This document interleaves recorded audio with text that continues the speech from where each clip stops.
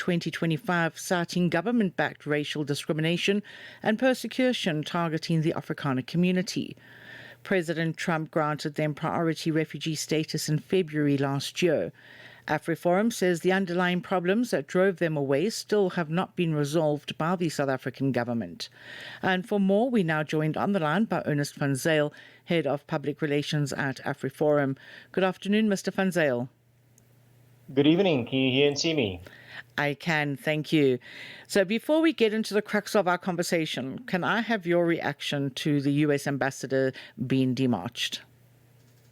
Sure. So from Afriforum's side, there's nothing wrong with taking a moral stance saying that you still consider a chant about murdering farmers and the white minority as hate speech, even though a court has deemed it not to be. A court can be wrong, and you're allowed to have an opinion on the fact that the court can be wrong about such matters, I think. And from Afriforum's side, it's very clear that a chant calling for the murder of farmers is a very clear-cut example of hate speech. So now, do you think that the ambassador's comments constitute an overstep of diplomatic boundaries?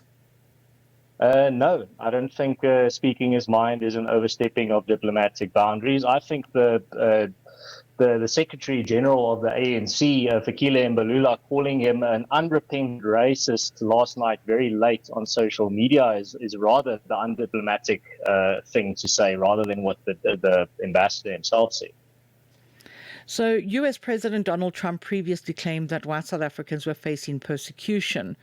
How does Afriforum respond to reports that many white expatriates are now choosing to return to South Africa?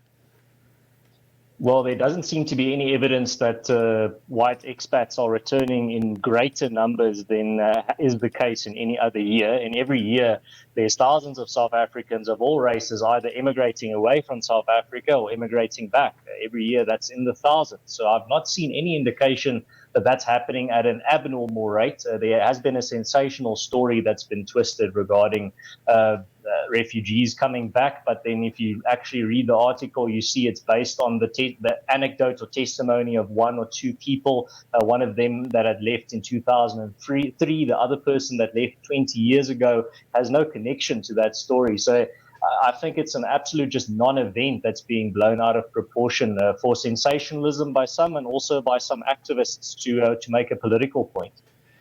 Now, what are some of the primary concerns allegedly driving Afrikaner refugees to return to South Africa, even despite initial claims of persecution and discrimination? Well, I don't think there's anything driving them back to South Africa because they are not. There's no indication or evidence existing that Afrikaner refugees are returning to South Africa. So I can't really answer the question if no evidence exists that they're coming back. So now Afriforum maintains that the underlying issues haven't been addressed by the South African government.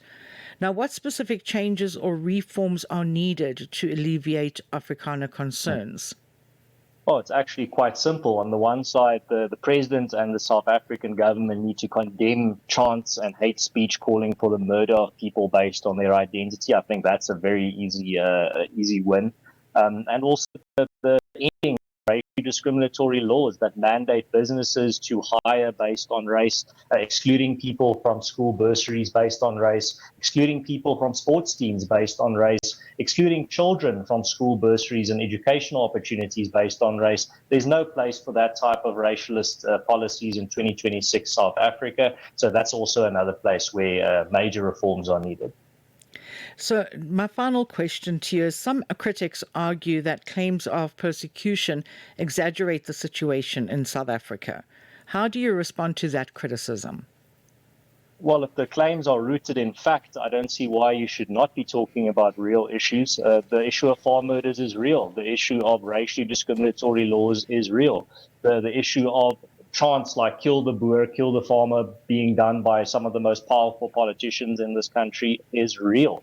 So I don't see the logic in not talking about an issue just because it makes some politicians uncomfortable and it makes the South African government look bad when it's rooted in truth.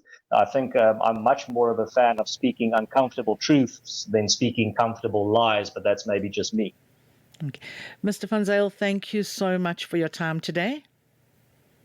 Thank you. Have a nice day. You Goodbye. too. That was Ernst Van Zyl, Head of Public Relations at Afriforum. Channel Africa is evolving, and so are you. Stay connected wherever you are with our brand new website and mobile app. Stream your favorite shows, catch up on African news, culture, and conversations, all at your fingertips. Africa is just a tap away. Your world, your stories, now on the go. Stay connected wherever you are. Visit channelafrica.co.za or download the Channel Africa app today. Channel Africa, the African perspective. 6 decades strong, Channel Africa continues to inspire Africa and the world, proudly sharing The African perspective. Africa Update on Channel Africa. And well, you are listening to Channel Africa, the African perspective, where we look at the latest in news, current affairs, and sport. I'm Tracey Boomgaard, standing in for Lulu Gabu. The escalating crisis in the Middle East continues to raise concerns about regional stability, international law, and the prospects for peace as hostilities involving the United States, Israel, and Iran continue to unfold. And we will be speaking to Yatheen Soni, the MD of North Star Consulting, who is en route back to South Africa. And well, on today's hashtag Africa Update asks, a number of South Africans who arrived in the United States as refugees are now reportedly heading back home.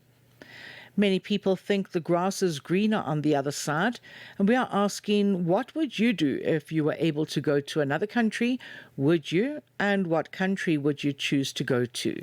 You can share your thoughts on Channel Africa's social media platforms at Channel Africa 1 on X and Instagram, at Channel Africa on Facebook, or send us your comments and voice notes to our WhatsApp number +27 83 288 6684.